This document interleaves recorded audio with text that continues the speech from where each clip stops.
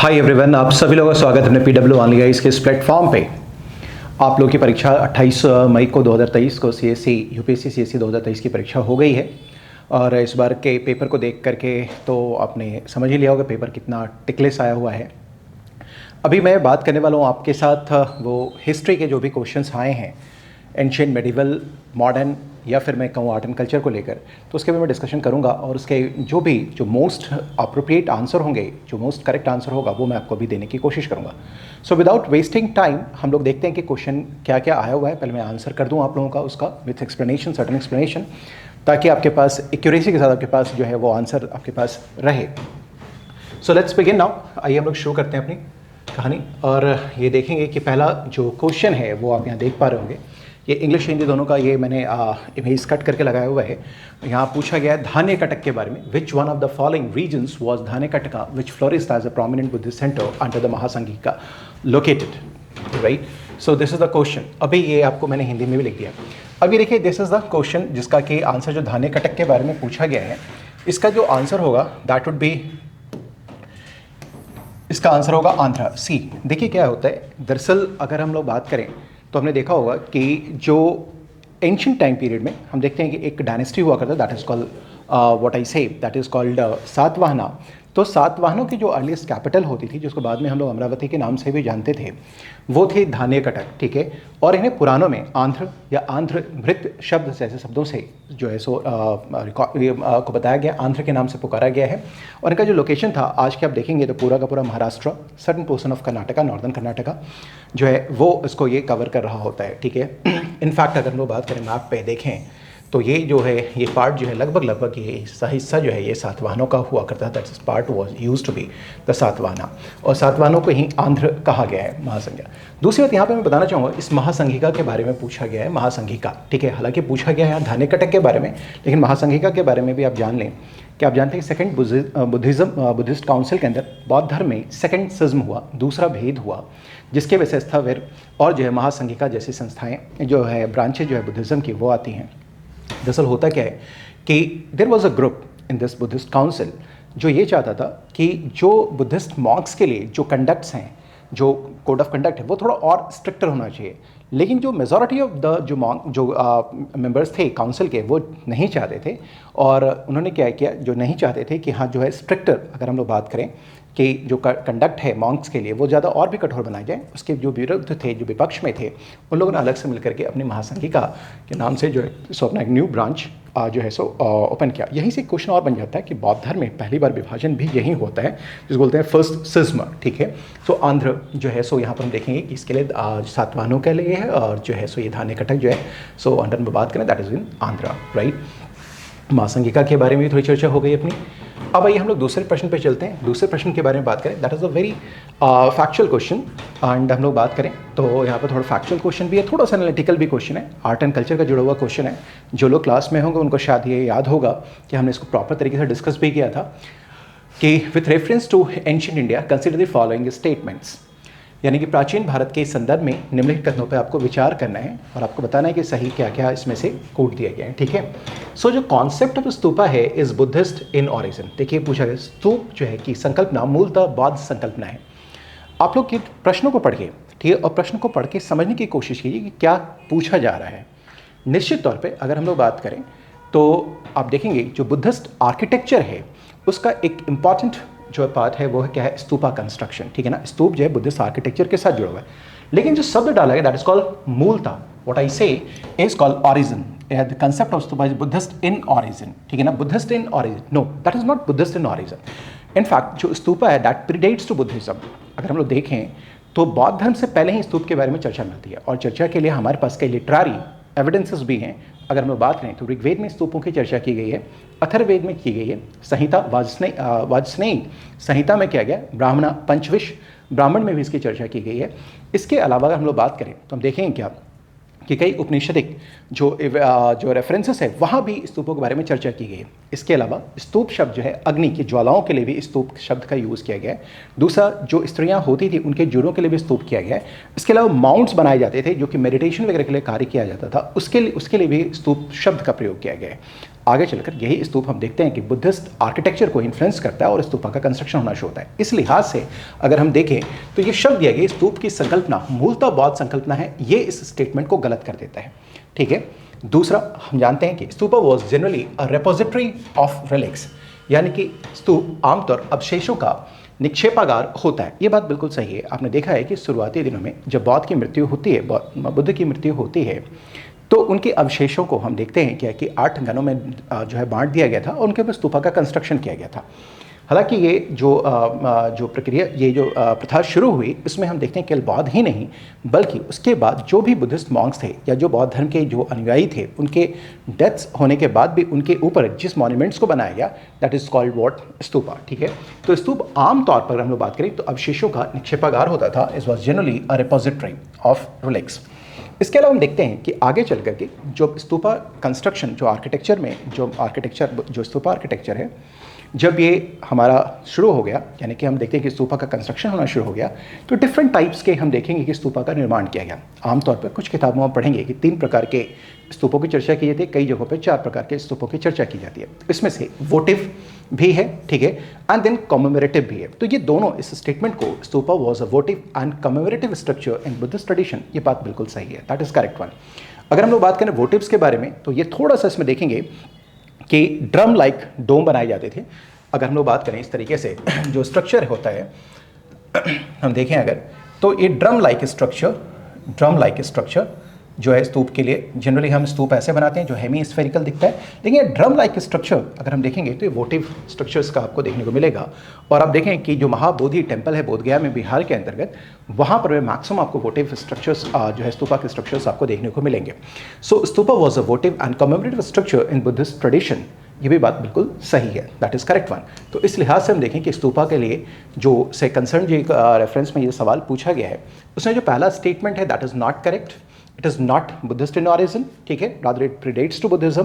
Then stupa was generally a repository of relics, that is also correct, generally repository of relics, ठीक है ना, चाहे बुद्ध के हों या उनके फॉलोअर्स के हों, ये उनके रिलिक्स है। And then it was different kind of stupas, votive and commemorative in Buddhist tradition. तो ये सेकंड और थर्ड स्टेटमेंट सही है, इसलिए केवल वाली 2 is the correct one, right. So moving to the next question now. अब आइए हम लोग बात करें, अगले प्रश्न की तरफ बढ़ते हैं हम लोग। अगला प्रश्न हमारे लिए क्या कहता है, थर्ड क्वेश्चन, ये देखिए क्या है। यहाँ पर देखें तो हिस्ट्री थोड़ा सा रिपीट करता हुआ नजर आता है। आपने देखा है कि पोर्ट्स टाउन्स को लेकर के फिर से सवाल पूछे गए हैं। पोर्ट्स अगर हम देखें तो पिछले 4 से 5 वर्षों के अंदर दूसरी बार ये प्रश्न पूछा जा रहा है पोर्ट्स को लेकर के, जो एंशिएंट पोर्ट्स हैं। With reference to ancient South India, Korkai, Poompuhar and Muchiri, जिसको मुजरिस भी कहा जाता है, वेल नोन एज, जैसा कि मैंने आपको बताया, these are the ports. Sangam period से जुड़ा हुआ ये सवाल है। संगम पीरियड के दौरान हम देखेंगे कि 3 डायनेस्टी साउथ इंडिया में, डीप साउथ में, चोल, चेर एंड पांड्यास, ये क्या करते थे, इनका रूल हुआ करता था। तो ये जो कैपिटल्स हैं आपके, ये जो सिटी टाउन्स दिए गए हैं, बेसिकली ये सब पोर्ट टाउन्स हैं, कोरकई, पुमपुहार एंड मुच्चेरी, ठीक है, ये सब के सब क्या है, ये इन डायनेस्टी के अंदर, चोल, चेर, पांड्य के अंदर फ्लरिशिंग अगर हम लोग बात करें तो ये यहाँ पर इनके पोर्ट्स हुआ करते थे। अब देखेंगे तो कोरकई जो है, सो कोरकई हुआ, पुमपुहार हो गया, पुमपुहार को पुहार भी बोला जाता है, ठीक है ना, पुहार भी बोला जाता है, कावेरी पत्तनम भी कहते हैं। So Korkai, Poompuhar and Muchiri were well known as the ports. ये क्या है, ये सब के सब पतन हुआ करते हैं, यानी कि they are the port towns, right. So deep south में अगर हम बात करें तो आप देखेंगे कि डीप साउथ में हमारे पास सो यहाँ पर थोड़ा सा हमारे यहाँ नोज भी निकला रहता है, थोड़ा सा, जस्ट अ सेकेंड, थोड़ा सा मैप में थोड़ा सा आपके रेफरेंसेस के लिए ड्रॉ कर दूं ताकि आप समझ पाएँ। यहाँ आप देखेंगे सो इस तरीके से राइट। सो आप देखेंगे यहाँ पर में क्या पुहार जो है कोरकई एंड देन इधर जो है मुजरिस, ये यहाँ पर मुजरिस, चोल, चेर एंड पांड्या का लोकेशन होता है।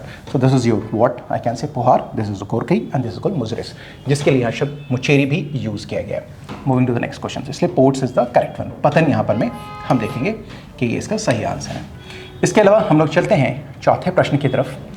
अभी देखिए कि यहाँ निम्नलिखित में से कौन सा एक संगम कविताओं में यथावर्णित वट किरुतल की प्रथा को स्पष्ट करता है। In English if I read the statement reads like this, which one of the following explains the practice of Vatakkirutal as mention in Sangam poems. Definitely I will admit कि ये क्वेश्चन जो है जीएस के पॉइंट ऑफ व्यू से लोग नहीं पढ़ेंगे, GS में इतना पढ़ना संभव नहीं। सो इसे मैं थोड़ा सा डिफिकल्ट टाइप पे क्वेश्चन पे एंड पे रखूंगा कि डिफिकल्ट लेवल के क्वेश्चन है, डेफिनेटली बिल्कुल ऑब्जेक्टिव क्वेश्चन है, बिल्कुल फैक्चुअल बेस्ड क्वेश्चन है।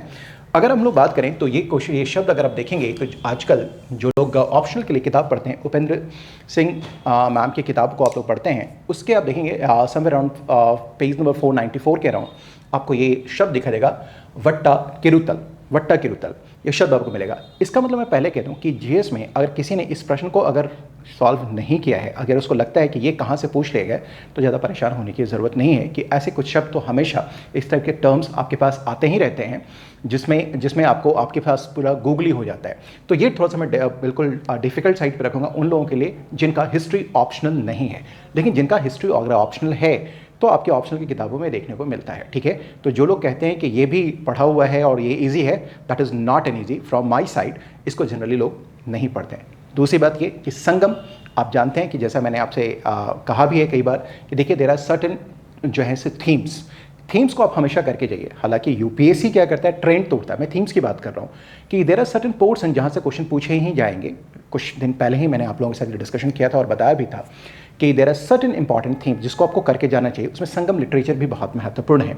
संगम लिटरेचर से ये सवाल फिर से पूछा, संगम पीरियड से फिर से प्रश्न पूछा गया है और आप देखेंगे कि संगम के जो पोएम्स हैं जो लिटरेचर में ही हैं, वहाँ पर वट्टा किरुतल के बारे में बात किया गया है। दरअसल ये एक प्रथा थी। इसमें होता क्या था कि कभी भी कोई भी अगर हम बात करें, किंग जो है अगर बैटल फील्ड में अगर जा रहा है, ठीक है, और वो डिफीट हो गया, ठीक है ना, डिफीट अगर हो जा रहा है तो अपने मान सम्मान को रिस्टोर करने के लिए, ठीक है ना, अपना मान सम्मान को रिस्टोर करने के प्रेस्टीज की खातिर वो क्या करता था कि वो सुसाइड कर लेता था। दैट्स कॉल्ड रिचुअल सुसाइड, ठीक है ना।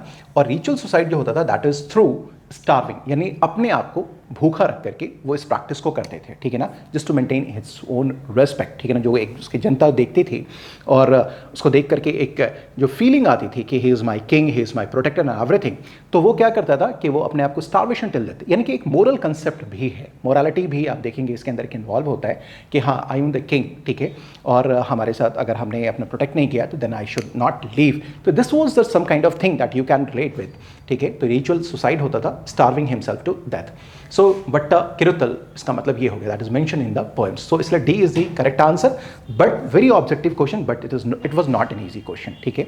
Now moving to the next question. So this is the translation of this question. Now moving to the next one, question number 5। अब ये देखिए क्वेश्चन नंबर 5 पूछा गया है, निम्नलिखित साम्राज्यों पर विचार करना है, होयसल, गहरवाल, काकतीय एंड यादव। हमने देखा हिंदी में, in English if I read the statement, consider the following dynasties, Hoysala, Garhwal, Gaharwals, Kakatiyas and Yadavas. How many of the above dynasties established their kingdom in early 8th century AD? In fact मैंने ये भी क्वेश्चन अभी कुछ दिन पहले ही मैंने डिस्कस किया था आप लोगों के साथ भी, और मैंने कहा भी था कि देखिए एंशिएंट, मिडिवल एंड मॉडर्न, बीच में आता है early medieval. And these days early medieval जो एरिया है, जो पीरियड है हमारे लिए, वो बहुत ज़्यादा इंपॉर्टेंट हो गया है यूपीएससी लिए। पिछले बार भी आप देखेंगे कि इस अर्ली मिडिवल पीरियड से भी सवाल रखे गए थे, प्रश्न पूछे गए थे, ठीक है। कुछ वर्षों पहले भी सवाल रखे गए थे, कुछ वर्षों का मतलब 10 साल नहीं, विद इन 5 years प्रश्न इस तरीके के देखने को मिले थे। और आपको याद होगा मैंने ये कहा था कि अर्ली मिडिवल इंडिया बहुत ही फैक्ट से लोडेड है, बहुत ज़्यादा इसमें सर लगाने की ज़रूरत नहीं है, लेकिन डेफिनेटली कुछ चीज़ें जो आपको निश्चित तौर पे करके जाना चाहिए। जैसे फाउंडर कौन है, ये मैंने आपसे कहा भी था। आपको किंगडम्स के जो कैपिटल्स हैं वो क्या हैं, वो आपको ध्यान रखना चाहिए। टाइम पीरियड भी आपको ध्यान में रखना चाहिए। हमेशा देखिए ईयर वाइज याद रखने की ज़रूरत नहीं है, लेकिन एक टाइम स्केल जो होता है वो आपके पास ब्रॉडली आपको पता होना चाहिए, ठीक है। सवाल ये पूछा गया है कि जो डायनेस्टी हैं, how many of the above dynasties established their kingdom in early 8th century, early 8th century यानी 700 के अराउंड। यानी कि अगर हम लोग बात करें तो ये पूछ रहा है कि हर्षवर्धन के समय में क्या ये डायनेस्टी थे, एग्जिस्टिंग थे? नहीं, ये सब के सब डायनेस्टी अगर हम लोग बात करें तो ब्रॉडली अब देखेंगे तो 10th to 14th century के अराउंड अगर हम लोग बात करें 10th to 14th century AD में ये सारे के सारे जो है डायनेस्टी या आप क्या कहते हैं फॉल करते हैं, चाहे वो होयसलास हो, गहरवाल्स हो, काकतीयास हो या ये यादव्स हो, ठीक है। तो ये चारों के चारों, तो अगर हम ये देखेंगे तो ऐसे भी अगर आपको ध्यान अगर होगा, केवल आपने ब्रॉडली भी अगर पढ़ा है कि पोस्ट जो हर्षवर्धन का सिनेरियो है, इस पे टाइम पीरियड में अगर हम लोगों ने बात भी करी, अगर पूरा टाइम स्केल नहीं भी याद है, तो ये जो डायनेस्टी है होयसला, गढ़वाल्स, काकतीयाज एंड यादवाल्स, ठीक है ना, ये आपके क्या है, ये सब के सब इस टाइम गिवन टाइम पीरियड के बाद के हैं, ठीक है ना। तो यहाँ ब्रॉडली आपके पास टाइम आपको पता होना चाहिए। यहाँ बहुत ऑब्जेक्टिव होकर ये नहीं पूछा गया है कि होयसला डायनेस्टी किस वर्ष स्टैब्लिश हुआ, this is not the question, लेकिन एक ब्रॉडर, एक जनरल अंडरस्टैंडिंग आपके पास होनी ही चाहिए कि हाँ भाई क्या डेवलपमेंट हो रहा है। हमने देखा कि गुप्ताज के बाद पोस्ट गुप्ता पीरियड में क्या हो रहा है, एंड हर्षाल्स के बाद देखते हैं कि किस तरीके का पॉलिटिकल सिनेरियो रहा हुआ है, वो आपके पास एक ब्रॉडली आपके दिमाग में होना चाहिए। लेकिन निश्चित तौर पे जिनका ऑप्शनल अगर हिस्ट्री होता है तो ये सेक्शन भी आपके लिए काफ़ी इंपॉर्टेंट होता है। लेकिन जीएस के पॉइंट ऑफ व्यू से यहाँ पर 2-3 डायमेंशंस हैं जिसको आपको हमेशा कवर करके जाना चाहिए, जिसमें मैंने कहा कि बहुत ईजी बना के जाइए। उसमें है आपका इसका फाउंडर कौन है, कैपिटल्स क्या हैं, एंड देन आप इसका टाइम पीरियड याद रखिए, चलिए ठीक है ना। कंटेम्प्रेरीज कौन है, ऐसा भी हो सकता है सवाल पूछ लिया जाए, ठीक है। तो ये चारों के चारों जो डायनेस्टी यहाँ पर दिए गए हैं ये 10 to 14 सेंचुरी के बीच के हैं। तो इसलिए जो टाइम फ्रेम यहाँ पे दिया गया है इसके लिहाज से इसमें से कोई भी डायनेस्टी नहीं आता है, इसलिए दिया गया जो आंसर होगा यहाँ पे दैट इज कॉल्ड डी, यानी कि none of the above is the correct one, right. So I believe it would be okay with you. Moving to the next slide with the next question. Again if you can recall, मैंने कहा था कि literatures are very much important, साहित्य बहुत महत्वपूर्ण है। आप लोग इस बात को समझते हैं, साहित्य के आधार पे प्रश्न यहाँ पूछे गए। Sources are very much important, ये भी बहुत इंपॉर्टेंट है। लिटरेरी सोर्सेस, आर्कियोलॉजिकल सोर्सेस बहुत ही महत्वपूर्ण होते हैं। अगर मैं बात करें कि यहाँ पूछा गया है, हिंदी में बात करूँ, प्राचीन भारतीय इतिहास के संदर्भ में निम्नलिखित युग्मों पर विचार करें। बाईं तरफ जो है साहित्यिक कृति दी गई है, दाहिनी तरफ रचनाकार दिए गए हैं। इन English if I talk with reference to the ancient Indian history, consider the following pairs. On your left, that is called literary work. On your right, authors are given. अब कहा गया how many of the above pairs are correctly matched. इसका मतलब जो किताब यहाँ पर लिखा गया है वो सही है या गलत है, इसके बारे में पूछा गया है। देखिए देवी चंद्रगुप्तम, जब हम लोग गुप्ता पीरियड के बारे में बात करते हैं तो बड़ा ही फेमस ये बुक है, और ये जो है बिल्हन है, ये बिल्हन ने लिखा नहीं है, ये किताब लिखा गया विशाख दत्त के द्वारा। और इसमें जानते हैं कि पॉलिटिकल हिस्ट्री के बारे में रामगुप्त जो है, चंद्रगुप्त द्वितीय एंड ध्रुवा देवी, इन सभी की कहानी को इसमें को कंटेन करता है। सो देवी चंद्रगुप्तम, तो ये जो पहला है हमारे पास मैच नहीं करता, ये मिस मैच है। Devi Chandraguptam was not authored by Bilhana, rather it was by Vishakhadatta. Then coming to the next, Hammira Mahakavya. अब ये हमीरा महाकाव्य अगर हम लोग बात करें, सो ये लिखा गया है that is in Sanskrit, written in Sanskrit.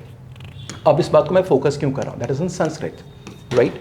अगर हम लोग बात करें एंड दिस संस्कृत, और ये जो है नैचन जंसूरी, ये जो है ऑथर इसके, ये हैं जैना फॉलोअर, ठीक है, Jaina follower, right. So that is written on the politics, Hammira Mahakavya Nayachandra Suri, जहाँ तक मैं रिकॉल कर पा रहा हूँ। हालांकि इतना बहुत डिटेल में आप कितने किताबों को याद रखेंगे, बहुत, लेकिन मुझे लगता है कि शायद ये, जहाँ तक मुझे याद आ रहा है कि जब हम लोग अपनी क्लासेस में कर रहे थे तो हमने हमीर महाकाव्य के बारे में चर्चा भी करी थी, नयचंद सूरी। अगर आप मेरी क्लास में नहीं हैं तो भी घबराने की बात नहीं, एक पूछा कहाँ से गया है, इस बात पर ध्यान रखिए। दरअसल अगर हम लोग बात करें तो नीति काव्यमृता एंड हमीर महाकाव्य, अगर आप रेगुलर तरीके से न्यूज़पेपर को पढ़ते हैं तो द हिंदू में, एंड मुझे लगता है कि एक दो टाइम्स ऑफ इंडिया में भी इसको कवरेज मिला हुआ है, क्योंकि इसके ऊपर काफ़ी अभी कुछ काम आ रहा था।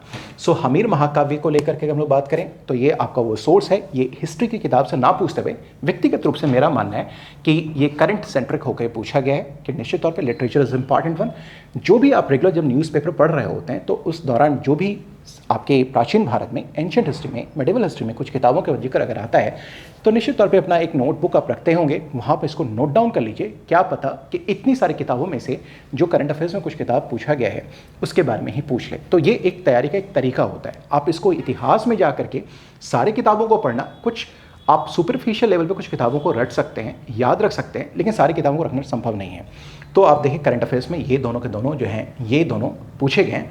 और जो देवी चंद्रगुप्त में मिलिंद पन्हो है, ये आप देखेंगे जनरली आप इसको पढ़ते हैं। मिलिंद पन्हो का लिटरल मीनिंग होता है that is written in Pali questions of Milind, जो बेसिकली क्या है कि एक इंडो ग्रीक किंग होता है जिसका नाम होता है Menander, and after being influenced by जो है सो बुद्धिस्ट मॉन्क जिसका नाम है नागसेना, वो बौद्ध धर्म को स्वीकार करता है। तो इसमें नागसेना और मिलिंद पन्हो के बीच में डिस्कशन जाता है, बातचीत होती है, और प्रश्न जो है सो उसको इस किताब के रूप में लिख दिया गया है।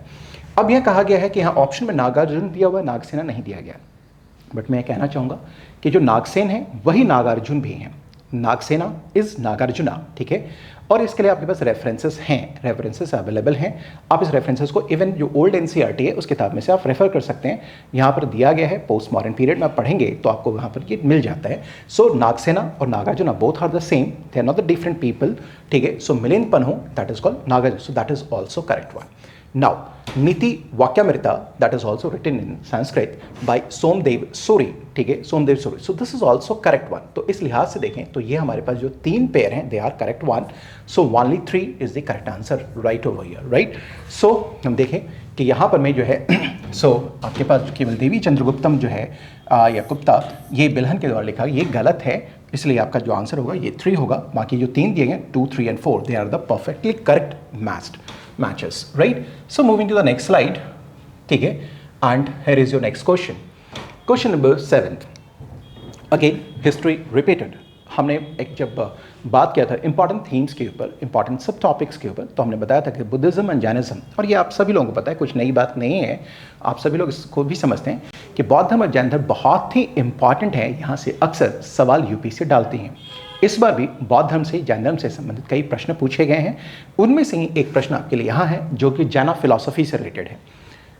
क्वेश्चन कहता है in English, if I read the statement reads like this, souls are not only the property of animal, not only the property of animal and plant life, but also of rocks, running water and many other natural objects not looked on as living by the other religious sects.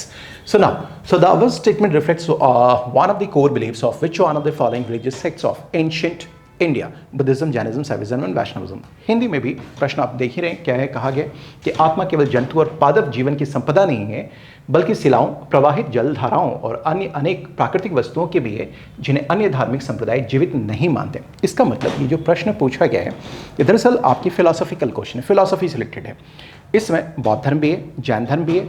आप देखेंगे तो यहाँ पर देखेंगे कि आपके पास Vaishnavism भी है और शैविज्म भी है, सारे के सारे हैं। सबकी संकल्पनाएं अगर हम लोग बात करें तो यहाँ पर सोल को लेकर के अलग अलग है, ठीक है। पहली बात अगर हम लोग बात करें तो बुद्धिज्म जो है वो आत्मा को तो स्वीकार करता ही नहीं है, doesn't believe in the existence of a permanent soul, उसके बारे में बात ही नहीं, कोई इटर्नल सोल है इसके बारे में बात ही नहीं करता है। तो ये अनात्मवादी है, तो ये पहले ही आपका रिजेक्ट हो गया।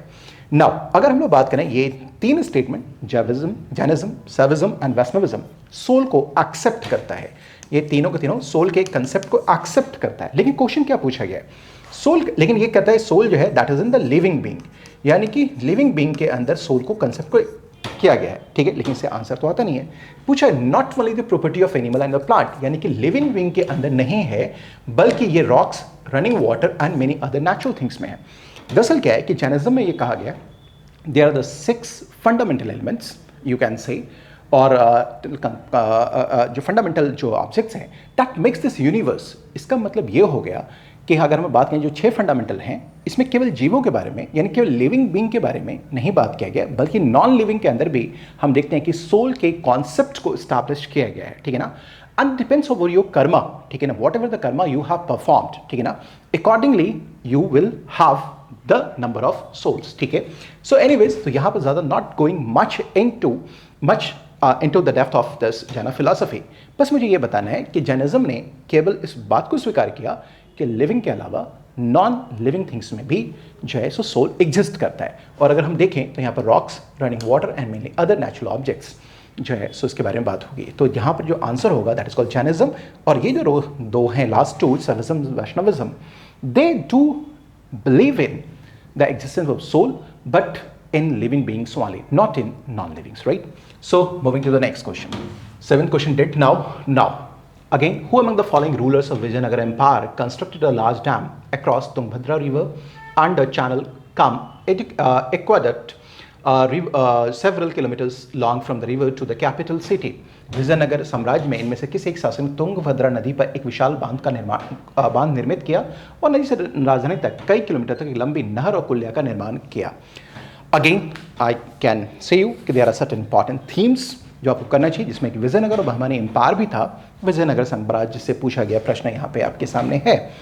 अब ये विजयनगर के जितने भी हैं वो किंग्स दिए गए हैं। आप ये जानते हैं कि विजयनगर में 4 डिफरेंट डायनेस्टी ने रूल करा, संगम, सुलभ, तुलुभ एंड अरिवाडू, ठीक है।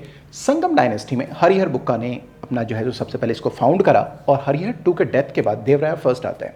देवराया first was a great king of Sangam dynasty, और उसने ही जो है सो अपने कैपिटल में विजयनगर में वाटर के क्राइसिस को दूर करने के लिए, for the drinking purposes also and for irrigation also, उन्होंने तुंगभद्रा नदी के ऊपर में जो है डैम बनाया था, और जो है सो कई किलोमीटर तक उन्होंने जो है इसको ये करवाया था। द देवराया first is the correct answer. In fact ये तो मुझे लगता है कि ये मैंने आपके ऑनलाइन की क्लासेस में भी डिस्कस करा हुआ था, ये शायद आप देखेंगे जो क्लास कोर्स हुआ था यहाँ पे, तो मैंने डिस्कस भी करा था, शायद आपके पास अब होगा भी, तो ये है, ये भी डिस्कस किया था, और जो क्लासरूम है वहाँ तो हमने डिस्कस करा ही था। So this was easy question, मैं कहूँगा कि हाँ ठीक है, ये आप कहीं भी पढ़ेंगे, even NCERT know you can find it, ठीक है। Now moving to the next question, question number 9। देखिए, मध्यकालीन गुजरात में के इनमें से किस शासक ने दीव को पुर्तगालियों के सुपुर्द कर दिया? Question is who among the following rulers of medieval Gujarat surrendered Diu to Portuguese? Ahmad Shah, Mahmud Begarha, Bahadur Shah and Mohammad Shah, ठीक है। सो सीधा वेरी ऑब्जेक्टिव क्वेश्चन है ये भी generally you can find in any of the books, ठीक है, जो भी आप रेफर करते हैं अपनी पढ़ाई लिखाई के लिए। आपको शायद मालूम होगा कि होता क्या है कि बहादुर शाह जो है they are called the Afghans. Ibrahim Lodi, which was one of the Afghan dynasty, which was the Afghan dynasty, one of the Afghan dynasties of Delhi Sultanate. तो आपको मालूम होगा बहलोल लोदी ने क्या किया था, अफगान्स को इनवाइट किया था टू कम इनटू इंडिया। तो अफगान्स वे कम इनटू झुंड जिसको बोलते हैं, बिल्कुल बोला गया कि टिड्डों के झुंड की तरीके से यहाँ पे आए थे, इंडिया में आना शुरू हो गए थे। एक अगर हम लोग बात करें अपनी समझ को लेकर के, तो इन्विटेशन के बाद हम देखते हैं कि एक जो ब्रांच है that moves towards Bihar, Bengal, Bihar, UP, Bihar and Bengal की तरफ इन रेफरेंस टू दिल्ली अगर हम लोग बात करें तो इनको बोला गया they are called the eastern Afghans, eastern Afghans. और ईस्टर्न अफगान्स में अगर हम लोग बात करें तो हुमायूं के समय अगर हम देखते हैं कि यहाँ पर में बहुत इंपॉर्टेंट किंग बनेगा आगे चल के शेर शाह, ठीक है, जिसको फरीद भी कहा गया। और एक दूसरा इंपॉर्टेंट जो है अफगान डायनेस्टी है दैट वाज इन गुजरात, ठीक है ना, गुजरात, और इसी गुजरात से ये बहादुर शाह बिलोंग कर रहा है, ठीक है, गुजरात में, this Afghan dynasty virtually basically. तो ये गुजरात हो गया, बहादुर शाह हो गया। अब होता क्या है कि हुमायूं के साथ इसका टसल होता है, ठीक है ना, इसका बहादुर शाह का जो गुजरात का अफगान किंग है उसका हुमायूं के साथ प्रॉब्लम होता है, कि होना स्वाभाविक भी बात है, क्योंकि लोदीज के बाद अफगान्स ही सोच रहे थे कि दिल्ली के ऊपर उनका कंट्रोल हो, ठीक है, लेकिन मुगल्स आ गए थे। तो हुमायूं के जो है जो कि मुगल से बिलोंग करता है उसका अफगानों के साथ 36 का आंकड़ा होता है, हमेशा लड़ाई होता ही रहता है। तो बहादुर शाह के साथ उसके रिलेशन बहुत अच्छे नहीं थे, ठीक है। और आप इसी संदर्भ में कर्णावती की कहानी भी सुनेंगे कि जब हुमायूं भी कई बार जो है उसने कर्णावती ने राखी भिजवाया था और हुमायूं ने इनकार कर दिया था इसी बहादुर शाह के अगेंस्ट में। लेकिन आगे चल के बहादुर शाह और हुमायूं की झड़पें होती हैं, जिसकी वजह से बहादुर शाह क्या करता है, अपना रिलेशन पोर्तुगीज़ के साथ इस्टेब्लिश करता है, ठीक है ना, पोर्तुगीज़ के साथ इस्टेब्लिश करता है, ठीक है, कि मैं आपको I will give due to you people and you just support me against the Humayun. तो ये क्वेश्चन पूछा गया मेडिवल गुजरात जो है सरेंडर ड्यू टू पोर्तुगीज़, तो ये देने वाला कौन है, बहादुर शाह है। हालांकि इस रिलेशन बहुत ही ज़्यादा रोमांटिसिज्म में रहा नहीं, ठीक है ना, पोर्तुगीज़ और जो बहादुर शाह है उसके संबंध बहुत अच्छे नहीं रहे। बाद में हम देखते हैं क्या है कि टेरिटोरियल डिस्प्यूट्स को लेकर के बहादुर शाह और पोर्तुगीज़ के बीच में डिफरेंसेस आते हैं, और बाद में इसका डिमाइस भी समुद्र में पोर्तुगीज़ के साथ झड़प के साथ हो जाता है, गिर करके वो मर जाता है और सिंक कर जाता है, मरता है, ठीक है। तो वेरी ऑब्जेक्टिव क्वेश्चन है ये, Bahadur Shah is the correct answer of this. Now moving to the next question, question number 10 here, but ये आपका जो सेट है उसमें से ये दिया गया है, आपका लिया गया है क्वेश्चन है, उसमें क्वेश्चन नंबर 61 है, and I believe this is set 1, I hope so. With reference to Indian history, Alexandria, A.H. Longhurst, Robert Swell, then James Burgess and Walter Elliot were associated with. सीधा answer है archaeological excavation, but it is again not a easy question. This was not a easy question. It was not an easy cakewalk, right? But again, I would like to say you one thing, कि अगर आप ऐसे current affairs पढ़ते रहें, current पढ़ते रहते हैं through newspapers, ठीक है ना, न्यूज़पेपर को अगर आपने बनाया है अपना बेसिस पढ़ने का, तो आप देखेंगे ये जितने भी है, Alexander Rea, A.H. Longhurst, Robert Sewell, James Burgess, Walter Elliot, इन सब का अभी इसमें से देखें 3 नाम, अलेक्जेंडर रिया, लॉन्गहर्स्ट एंड जो है वॉल्टर एलियट, ये अभी न्यूज़पेपर में थे, and they all are associated with the excavation in British South India, British South India. Even ये हिंदू का भी कवरेज है, ठीक है, and I believe Times of India का भी कवरेज है, इंडियन एक्सप्रेस में भी प्रोबेबली आया हुआ है, बट आई एम श्योर कि ये हिंदू का और जो टाइम्स ऑफ इंडिया का कवरेज रहा हुआ है। सो अलेक्जेंडर रिया, A.H. Longhurst, तो अगर आप जीएस में अब इसको आप किसी किताबों के थ्रू अगर आप पढ़ने की कोशिश करेंगे, you will not get the answer GS के लिए, जिनका कि हिस्ट्री एज एन ऑप्शन नहीं है। तो मैंने अब यहाँ पर इस क्वेश्चन से एक इंडिकेशन है, इसका आंसर, इसका मतलब कि आर्कियोलॉजिकल एक्सकैवेशन से है, तो this is the correct one. मैं यहाँ कहना चाहूँगा कि देखिए जो आप बेसिक बुक्स पढ़ते हैं वो तो पढ़िए ही पढ़े, उसमें एनसीईआरटी आपका एसेंशियल रीडिंग है। इसके अलावा अभी मार्केट में आप कई तरीके का मैं असंतोष देख रहा हूँ बच्चों के अंदर कि क्वेश्चन कहाँ से पूछा गया है। देखिए क्वेश्चन अभी भी आपके जो स्कोप है आपके पढ़ने का वहीं से पूछा गया है, उसके अंदर जो रेफरेंसेस हैं, जो बेसिक बुक्स है उसको पढ़िए एंड देन न्यूज़पेपर को पढ़िए। अगर आपको न्यूज़पेपर को पढ़ा है तो जो 2-3 टिकलिस्ट क्वेश्चन आपको दिखाई दे रहे हैं, एज पर आज history is concern, history and culture is concern, I can say you can cover those questions from there, ठीक है ना। So that minimum number of the question you will be able to solve, जो आपको qualify करवा दे, ठीक है। ये मेरा अपना पर्सनल ओपिनियन है, ठीक है। तो आप इन प्रश्नों को देख करके आपको बहुत ज़्यादा बैफल्ड होने की ज़रूरत नहीं है, बिल्कुल कंफ्यूज होने की ज़रूरत नहीं है कि कहाँ से क्या पढ़ना है। जो पढ़ रहे हैं उसी को पढ़ते रहिए, आप एक्स्ट्रा कुछ नहीं पढ़ सकते because there is a human limit, ठीक है। But again I would like to emphasise one more thing कि आपको न्यूज़पेपर को बहुत रिलीजियसली पढ़ना चाहिए और जो आपके काम की चीज़ें हैं वो आपके नोटबुक में होना चाहिए। So that is only my suggestion, that is a very honest suggestion that I would like to render with you people, to you people. So archaeological excavation, so 61 is का जो है A is the correct answer. Now so again I would keep it in the higher side कि इसका toughness का जो level है वो ऊपर है, ठीक है, बिकॉज ये इसमें कोई नहीं पढ़ता है, ठीक है। हाँ, न्यूज़पेपर जो है आप अच्छे से पढ़ते हैं तो डेफिनेटली आपकी नज़र होनी चाहिए कि हाँ ये हमारे काम की चीज़ें हैं, इसको हम नोट डाउन करेंगे। ये दैट कम्स थ्रू एक्सपीरियंस। जैसे एक्सपीरियंस कैसे आएगा, प्रीवियस के question paper and your syllabus, very basic things यार, कि आप सिलेबस को समझते हैं और आप अपने पिछले साल के क्वेश्चन पेपर को देखते हैं किस तरीके से प्रश्न पूछा जा रहा है, तो that will give you an insight कि आपको किस तरीके से न्यूज़पेपर को पढ़ना है, ठीक है। एंड अकॉर्डिंगली आप इसको सीव आउट करें। इसकी तैयारी कोई नहीं करवा सकता, नो वन कैन क्लेम कि हाँ मैं ऐसा करवा दूंगा। हाँ ठीक है, करंट अफेयर्स अगर मैं कर रहा हूँ तो डेफिनेटली मेरी नज़र ऐसी होगी कि मैं आपके साथ शेयर करूंगा, ठीक है। या कोई भी टीचर, मेरा का मतलब मैं नहीं, या कोई भी हमारे जो भी फेलो टीचर्स हैं, हमारे एजुकेटर्स हैं या आपके सीनियर्स हैं, अगर कहते हैं they will share with you, ठीक है। तो ये एक तरीका है कि आप कुछ क्वेश्चंस को कर सकते हैं। तो बेसिक बुक्स वही हैं, ये आप पूछने की ज़रूरत नहीं है, परेशान होने की ज़रूरत नहीं कहाँ से। डेफिनेटली कुछ क्वेश्चंस तो आपके उन जगहों से आए हैं जो कि आप हमेशा पढ़ते हैं, ठीक है। इसके अलावा जो कुछ क्वेश्चन आपको एक्स्ट्रा देखने को मिल रहा है वो आपके न्यूज़पेपर से मुझे लगता है कि कवर हो जा रहा है। सो newspaper is an essential reading to crack UPSC finally. Now, coming to the next question, consider the following pairs. निम्नलिखित युग्म पर विचार कीजिए। इसको भी मैं अच्छा प्रश्न मानता हूँ। अब देखिए आपको थोड़ा सा यहाँ पर क्या किया गया है कि consider following pairs, site well known for. On your left there are certain sites, on your right there are the features associated with these sites, या places or something monuments that is associated with these sites. Besnagar, Bhaja and Sittanavasal. I discussed all the three, ठीक है ना, and anyone can कर सकता है, ठीक है। सो Besnagar, Bhaja and जो है सितनवासल, ठीक है। अब देखिए यहाँ पर क्या है कि अब ये पूछा है वेल नोन, आपको ये ध्यान होना चाहिए वेल नोन, ठीक है। आपको कंफ्यूज करने के लिए पूछा जा सकता है। इन जनरल जब भी हम लोग पढ़ाई करते हैं तो बेसनगर को लेकर के गरुड़ा पिलर से हम लोग दिमाग में रखते हैं, दैट इज अफिलेटेड टू जो है Vaishnavite sect, that is called Bhagavatism, right, ठीक है। क्योंकि आप जानते हैं कि वहाँ पर गरुड़ा पिलर को स्टैब्लिश किया गया था by Greek ambassador Heliodorus, right. तो ये वैष्णवाइट सेक्ट के लिए है, ठीक है। तो इसमें कहीं से वेल नोन साइट है, जो बेसनगर है वेल नोन है, दैट इज फॉर वैष्णवाइट। अगर हम बात करें गरुड़ा पिलर के लिए, गरुड़ा ध्वज के लिए है, ठीक है, that belongs to Bhagavatism, that is not related to Shaivite cave shrines, ठीक है ना। तो ज़्यादा दिमाग लगाने की जरूरत नहीं। यूपीएससी में ज़्यादा आप दिमाग लगाएंगे, बहुत ज़्यादा मंथन करेंगे तो आंसर गलत होने की संभावना रहेगी। सीधा क्वेश्चन पूछेगा well known for, see the simplicity of the UPSC.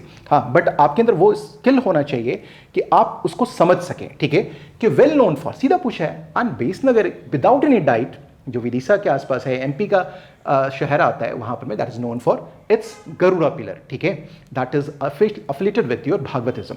तो ये तो सीधा गलत हो जा रहा है, ठीक है।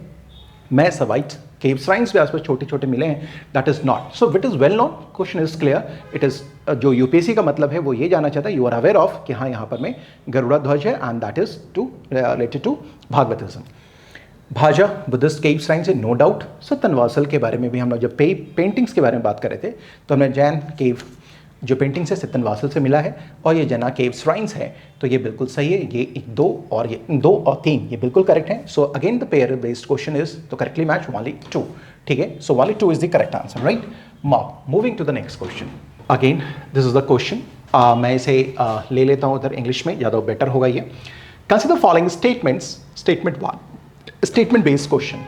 7th August is declared as a national handloom day, ठीक है, नेशनल हैंडलूम डे।